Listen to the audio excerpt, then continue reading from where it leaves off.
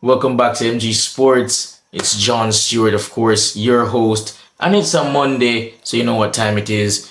It's time for the weekly Reggae Boyz Roundup. Of course, this is where you get all your latest news in regards to who's playing where, who's doing what at club level for the national team, and of course, you know the tactical shifts, who's suspended, who's injured, who's playing well, who's not playing well. But without further ado, let's get into it. So, moving to the English Premier League, which is what we'll be discussing first, Leon Bailey recently got recalled by Aston Villa on loan. He was at Roma, played a couple of games, didn't score, did get a couple of assists, putting one or two few decent performances, but ultimately was called back. I have to say, I don't like the discourse surrounding Leon Bailey at the moment because a lot of media members have been making it seem as though his contract was terminated, or that's how like newspapers and people online have been trying to make it seem as though Roma was trying to get rid of him and all of that. And don't get me wrong, I don't think he set the world alight at Roma. I don't think he gave the best account of himself, mostly due to injuries, but also because of the fact simply that because he was spending so much time getting fit that every time he got back on the pitch, he was just really getting warmed up. And we never truly got to see the best of Bailey, in my opinion, at Roma. But nonetheless, his time in Italy is over. He's back in England with Aston Villa, where he had one of the best seasons of his career just a couple of seasons ago. And he played this week against Newcastle in a 2-0 win. Came on in the second half, played about 32 minutes, and wasn't the best of performances in terms of going forward. Didn't really contribute much, didn't score, didn't get an assist. Although he was on the pitch when the second goal was scored by Ollie Watkins. But his defensive work rate was on show, was put on display. And I must say, that is encouraging. It's a promising sign. And I'm telling you what, I'll tell you what, this is why it's a promising sign. Because this is not a one-off. I've noticed he's been doing that recently in his last few games. His last couple of games he played for Roma before he was called back to Aston Villa. He did play in a more, how do I put it? He played as though his job was on the line. Let's put it like that. He definitely played with more passion, more work rate in terms of tracking back than I've seen from him in a while. Especially the national team, and I really hope that's something that translates to when the playoffs start, because barring any injury, don't know if Chippy go start. So that's that for Leon Bailey. Good win, good to see him back in England, of course, where more people are going to be having eyes on him. It's easier to follow him. But nonetheless, that's that. Rico Henry, of course, is also a starter, regular at this point in the national setup as well. Played for Brentford in the Prem and started at left back as usual. But Brentford didn't have the best of performances this week. Lost, I believe 2-0 to Nottingham Forest, and actually was one of three players in the back line who were substituted during the course of the game. But here's even the more troubling sign. It's not even about Rico Henry so much. It's the fact that three players in the back line were substituted, and not even one of those substitutes that came onto the pitch was Ethan Pinnock. He did not even come onto the pitch, even though three defenders got taken off. And that to me spells trouble, because he's only played 3 games in the Prem this season. Of course, he's not been the preferred centre back this season for Brentford, even though the last couple of seasons he's been instrumental to their sustained success in terms of staying up in the Prem. But there are one or two whispers that West Ham could be interested in signing him, the 32-year-old, and he's by no means their first or second choice in terms of players they're looking to sign, but he is on their short list. They're in a relegation scrap, as we know, for those who follow the English Premier League.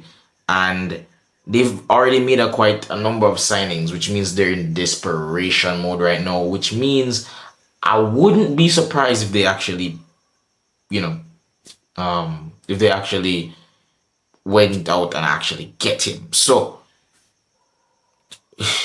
if he does make the move, I think it'd be good for him because at least he knows he'd be getting guaranteed first team minutes. Well, even then, that's a stretch. But the hope is he'd be getting first team minutes. And that's, of course, is much needed considering we have that clash coming up against New Caledonia and considering a number of defenders are either not playing right now due to their leagues being on hold, like Ian Frey, or being out of a club like Damian Lowe. We need someone who, apart from Richard King, is playing for consistent first team minutes at a top level. But moving on from the English Premier League, we have, of course, the EFL Championship, where the bulk of our players are currently playing and applying their trade. We know that, yes, Damari Gray and Romain Borrell are still out, but nonetheless, we move. Of course, there are 2 games this week. Some played on Tuesday, I believe. Some played this Saturday. As you know, Championship has about 24 teams, so more games to split between the football calendar. So we start with Charlton Athletic, where Tyrese Campbell, that is, scored a great goal in midweek against Derby in their 2-1 loss. But, he's trying to come into his own at that left wing back position. I can't say he's been amazing there, but he's trying. And I just hope the best for him. I've made my feelings well known on the qualities of the majority of the Charlton players, whether it be Karoy, who's actually starting to come into his own in terms of getting more regular minutes. He started the last 2 games, so he's coming into his own now, but they've lost their last 2 games, and you guys already know how I feel about the players that are at Charlton at the moment. Amari Bell, however, who at one point was our starting left back in the national team, looks to have been displaced not just in the national team but at Charlton. Last 2 games hasn't been there. And as far as I know, I don't think he's injured. But yeah, moving on, Isaac Hayden also beginning to get a bit more game time recently. He started on Tuesday in a 0-0 draw with Oxford, I believe, and then I think there was a 2-0 loss on Saturday. No, my bad. A 3-2 loss to Wrexham on Saturday, and he came off the bench. Hayden,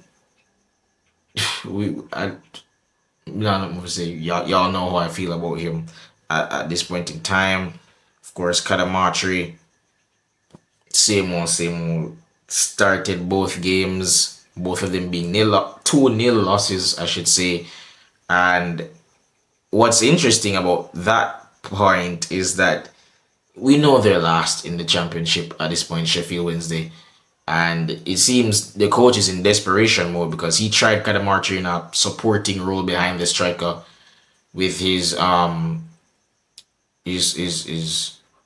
other striker partner, and he didn't really give much there either. And I don't see him as that type of player. But obviously, being desperate, they're trying to get some goals. They just threw on as many forwards as they could.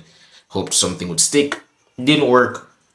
But, boy, I feel if you cut a match, I can tell his confidence has been shot. But, nevertheless, we move on to under 21 action, of course, for Chelsea, that is. And Dejan Whisper Richards played against West Ham in Premier League 2 on the 19th, which would be the Monday of last week. He featured off the bench in a 5-0 loss to West Ham, but didn't make the squad for their most recent game against Real Sociedad, which was in the Premier League International Cup a couple of days later. They do have a game today against Leicester. And if he doesn't play again, I'd be concerned. The concern, of course, would obviously stem from something that I've hinted at before in the previous video, which is the most recent interview. But my advice again would be, bro, just keep your head down and keep working. If you get a move elsewhere, fine, but please don't say anything, that's gonna stir up the honestness and all that. Just keep your head down, keep yourself out of trouble, and just try your best. And as soon as you get the opportunity, take it and go out and score some goals, bro. But anyway, moving on to League One, of course, where Mansfield Town, they drew 1-1 with Stevenage. John Russell being substituted in the 58th minute. Casey Palmer also moved to League One recently as he was loaned by Hull to Luton Town. Bit of a weird one that he was a starter for Hull at the start of the season and for most of last season as well. Been a really good servant to the club, and it just seems that perhaps they're trying to get him back to full fitness considering everything that happened last season with the injury. But hopefully he remains the same caliber of player, even though he's moved down a step in terms of quality of the opponents. Hopefully he's still able to do what he used to physically when he plays for us again, because he's definitely most likely going to be a starter for us moving forward. Back to League Two, however, Crawley, they won 1-0 against Barrow. Kaim Dixon yet again not making the squad, and a couple of weeks ago we did highlight the fact that he's been struggling to make it in, and it says a lot that he moved from Charlton on loan to a League Two team. Keep in mind, League Two is the bottom of the barrel for England in terms of the top four in terms of the hierarchy of English football. The top four, that is the bottom of the barrel. Then you have non-league football, and he's struggling to break into the squad. Not even the starting lineup, the squad for a League Two team. Simply means there's work to be done there. I don't think it's a discipline issue. I simply really think that he's just not good enough at the moment, and I don't know where that leaves him in terms of the national team. I genuinely don't. But considering whenever he has gotten a chance to play for us, he's, acquitted himself decently.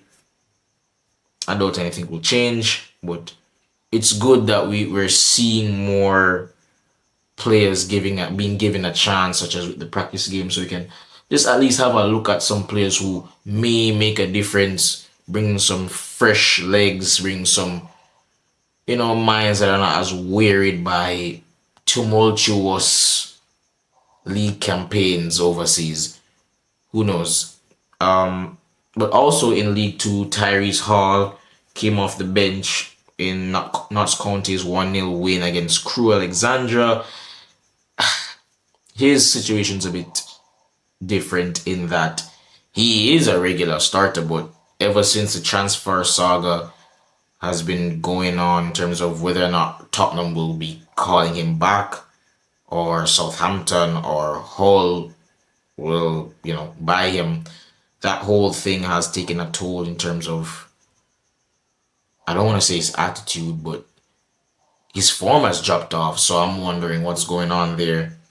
But I think once the transfer window closes, he'll be back to starting again. I think they're just probably trying to protect the player. It's a long season, of course, so I think they're really just trying to get his head on straight. But we'll see what happens. Hopefully, Notts County and Tyrese Hall himself regain form. Moving, of course, now to last but certainly not least, to the Jamaican Premier League, where, of course, we had our feature game yesterday, where, of course, I was commentating in one of our games that we broadcasted. The second game, of course, the 5:30 kickoff between Tivoli Gardens and Cavalier. Tivoli running out 2-1 winners.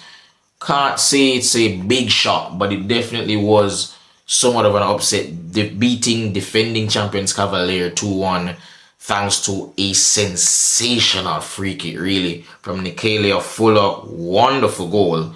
And of course, a late winner by super sub Dane Ewan, thanks to a corner actually from Fuller. And on the day he made the difference, really, the number 10 from Tivoli. He led by example, stepped up, and late in the game with just about like 8 minutes to go, stepped up and whopped in just a ridiculous free kick. And I have to say, he hasn't been as great this season as he was last season. But part of that has been down to the fact that he started late in terms of fitness and all that. But as he's come on, he's been looking like his old self. And of course, as we always mention, he was our lone goal scorer for the national team in that practice game against Grenada.